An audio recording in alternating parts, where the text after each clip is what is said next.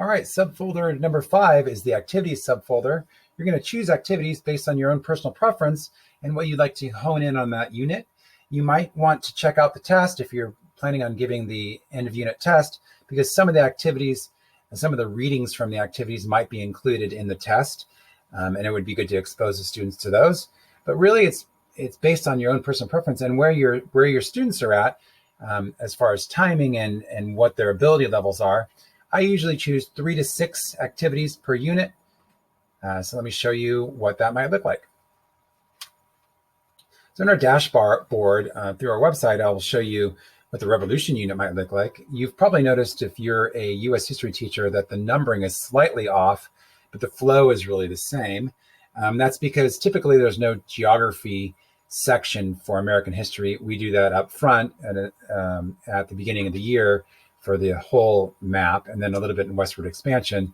So there isn't always a geography section. So the numbering is a little bit off. But at any rate, the link table of contents and the information where it's stored is really the same. Let's look at the link table of contents here. And here's the activities section. Looks like there are 2 activity sections in here. There are quite a few activities in the Google Ready format. This is going to take a little bit of time for you to go through and decide which ones you would like to use.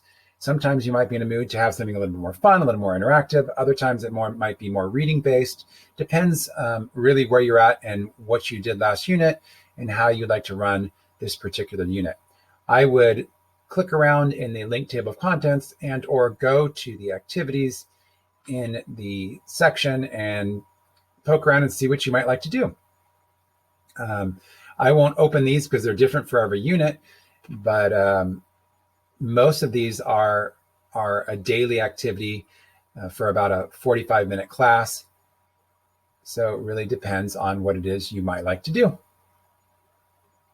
Again, I might look at the test to make sure that there aren't some readings that are probably going to be more imperative because they're actually on the test.